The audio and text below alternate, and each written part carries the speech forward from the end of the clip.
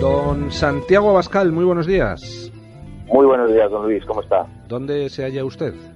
Pues mira, me encuentro en Amurrio, acompañando a mi padre en estos momentos, en tierra vasca. Pensaba que estaba usted de gira por Europa. Nos quedamos ayer muy sorprendidos muchos al ver el anuncio que hacía Vox a través de su web de la reunión que ha mantenido usted con un alto responsable del Frente Nacional francés en Bruselas, creo recordar, y así como el anuncio de futuras reuniones con otros partidos de similar órbita ideológica, como el Partido de la Libertad holandés, el FPÖ austriaco, etcétera.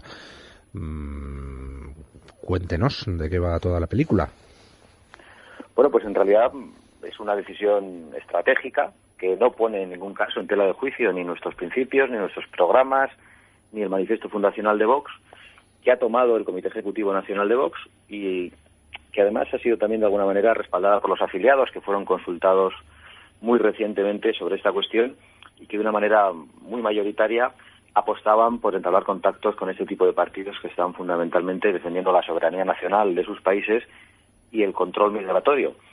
Y un 74% de los afiliados de Vox creía que era necesario el inicio de estos contactos internacionales, con lo cual no hemos hecho algo a la ligera y no hemos hecho sobre todo nada que ponga en cuestión nuestros principios. Estamos muy tranquilos con la decisión y además creemos que va a dar grandes frutos para Vox y que vamos a poder aprender de otras iniciativas internacionales que están triunfando, ¿no? Y en el caso concreto del Frente Nacional francés, que es el primer partido con el que nos hemos reunido hasta ahora, pues estamos hablando de un partido más allá de los estigmas, de las caricaturas que llegan a la sociedad española a través de los medios de comunicación. Estamos hablando de un partido que es el primer partido de Francia. En las dos últimas elecciones ha sido el primer partido, con más de un 30% de los votos, y además, si tenemos en cuenta que Sarkozy está tratando de copiarles el discurso, pues puede haber otro 15% más de franceses que están en esas posiciones en estos momentos. Que además, de verdad, yo creo que son posiciones sensatas, que pretenden dar seguridad a los franceses, que pretenden defender su libertad, y yo creo que los españoles también merecemos eso. Pero permítame que se lo pregunte directamente. ¿Vox se va a convertir en un partido anti-inmigración y anti-musulmán? Yo creo que Vox nunca ha sido eso y de verdad creo que el Frente Nacional tampoco es eso. En el Frente Nacional hay personas que han emigrado a Francia, que han respetado las leyes, que son de otro color, igual que en Vox. Nosotros lo que queremos es que las leyes sean respetadas y hacemos una apuesta por la identidad nacional, incluso la identidad europea, frente al multiculturalismo, y ahí hay una coincidencia con todos esos partidos, más allá de que luego no coincidamos en otras cosas, que para sus países unos tengan políticas más proteccionistas, más socialistas, pero sí hay una coincidencia en ese terreno, en el control migratorio, y una coincidencia también en la reacción ante el establishment progre, ante el mundialismo que está destruyendo las clases medias en todo el mundo. Yo creo que estamos viendo una ola gigantesca que se ha iniciado hace un tiempo y que probablemente su mayor expresión, el gran tsunami, ha sido la victoria de Donald Trump en Estados Unidos, que de alguna manera viene a expresar el gran hartazgo y el sentir de muchísima gente, que ya no traga con lo políticamente correcto, y gente además a la que no se le consigue asustar con los estigmas, con las etiquetas, ni con la demonización de sus candidatos.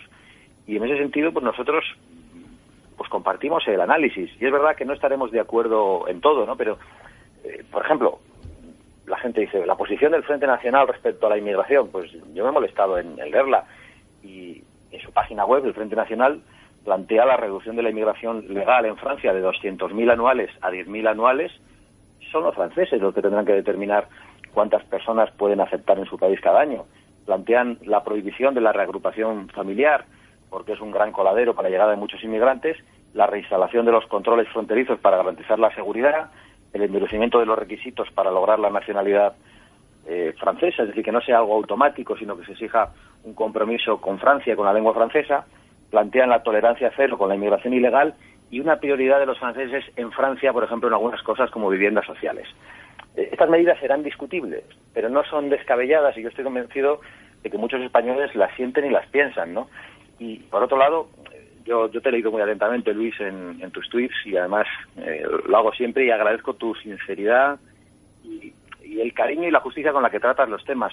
Pero no estamos ante una posición meramente estratégica. Es verdad que hay una posición estratégica, pero no pone en tela de juicio nuestros principios. Nosotros no dejamos de defender nada de lo que hemos estado defendiendo y no empezamos a decir cosas nuevas. Únicamente, con honradez intelectual, hemos tratado de ver con quién coincidíamos en algunos aspectos que además son los más importantes en estos momentos, los que se están jugando en Occidente, que tienen que ver con el intento de liquidar el Estado-Nación por parte de las élites y las oligarquías mundialistas, y tienen que ver también con la imposición del multiculturalismo que está disolviendo nuestras sociedades en Europa y que está llevándonos a grandes conflictos sociales.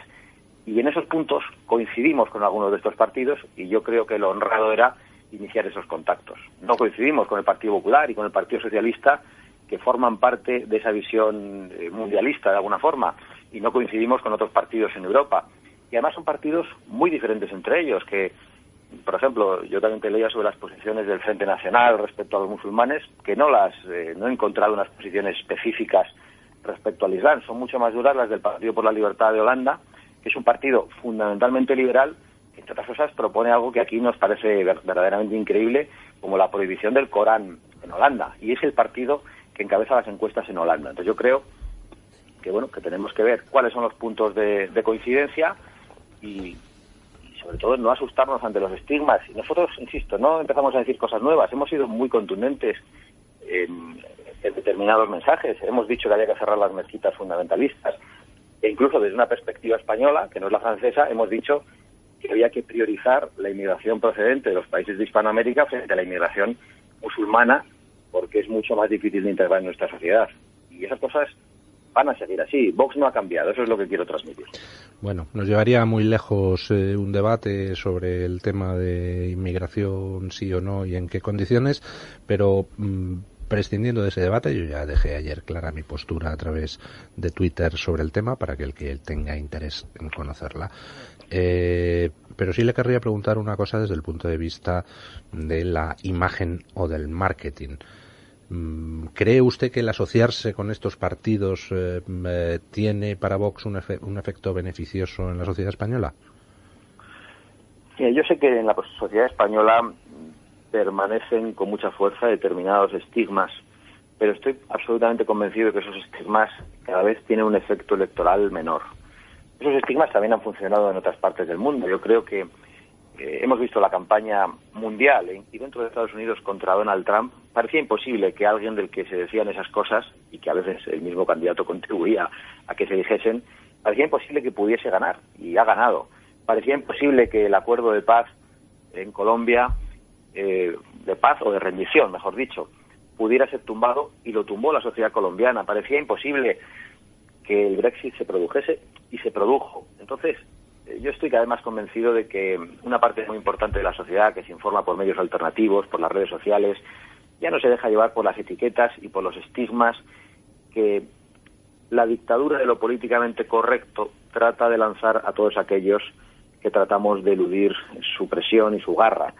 Por lo tanto, yo no estoy nada preocupado ante eso. Creo que la gente cada vez más va a agradecer la claridad en las posiciones, la contundencia y entender a los políticos. Y eso es algo que nosotros no es que vayamos a hacer a partir de ahora, es que lo hemos hecho desde el principio. Y lo hemos hecho sin miedo y vamos a seguir haciéndolo así, Luis. Sabemos todo lo que se nos ha dicho. A nosotros ya nos han estado etiquetando y llamándonos extrema derecha, ultraderecha. Pero claro, en un país donde a Felipe González se le llama fascista, pues ¿qué nos van a decir a nosotros que nos salimos de todo lo políticamente correcto?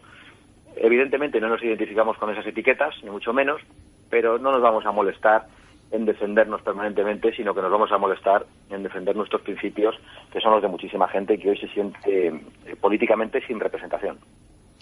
Bueno, pues muchas gracias por atendernos, don Santiago Abascal, y seguiremos. Pues la gratitud es mía, don atentamente, Luis, una vez más por darnos la oportunidad de explicarnos. Seguiremos atentamente la evolución